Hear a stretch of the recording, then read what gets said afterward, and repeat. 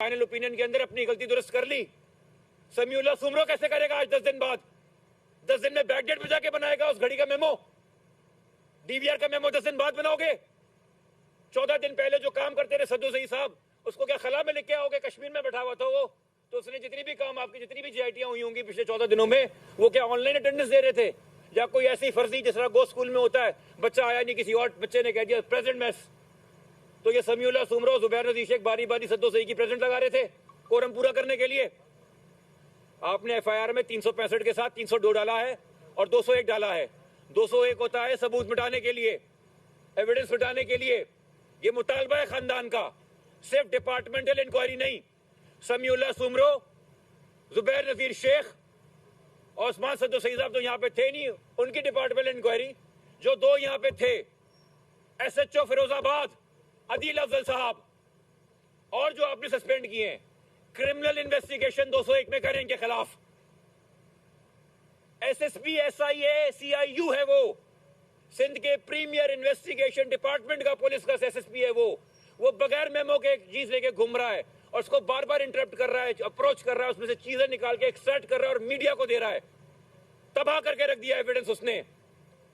उन्होंने तो किया जिन्होंने शक्ल बिगाड़ी। और एक और चीज, आखिरी बात कहूंगा, अब जरा कराची के नौजवान कान खोल के सुन लें।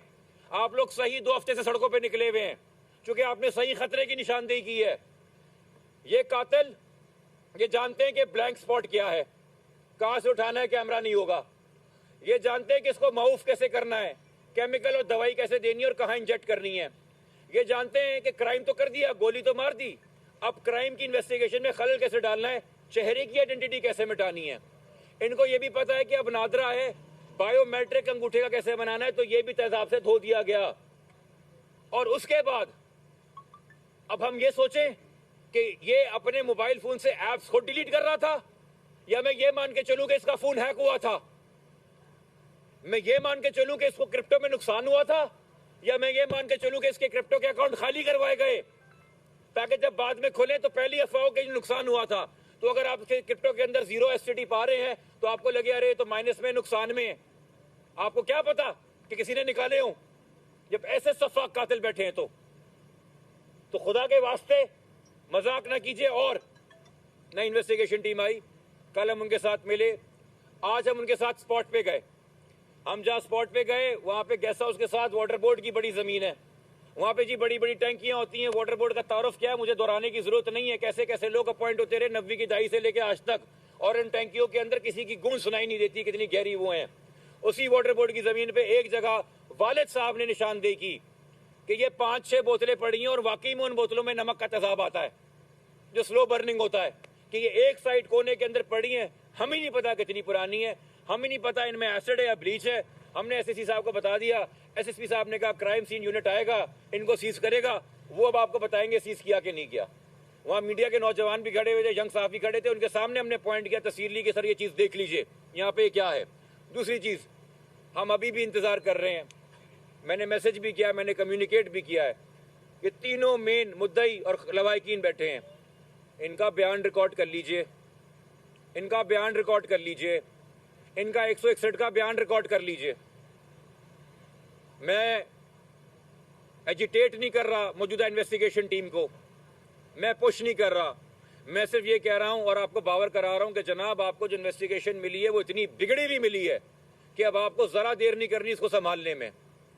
शायद आपको भी आइडिया नहीं था, आज शायद करंट मौजूदा टीम भी सुन के उनका रिएक्शन, उनका हक्के पक्के रह गए जब उनको पता चला कि ये अनऑफिशियली स्मार्ट वॉच पड़ी हुई है समीउल्लाह सुमरो के पास, और अब वो सोच रहे थे कि हम कैसे 10 दिन बाद का मेमो बनाएं। तो इसलिए मैं उनको कह रहा हूं कि प्लीज इमरजेंसी फुटिंग के ऊपर, वॉर फुटिंग के ऊपर ये करना कर दे। और सिंध हुकूमत से कहूंगा, खुदा के वास्ते मेरी प्रेस कॉन्फ्रेंस के ऊपर गुस्सा करने पे टाइम कम लगाएं और अपनी टीम को एम्पावर करने में और फेयर इन्वेस्टिगेशन करने पे ज्यादा लगाएं।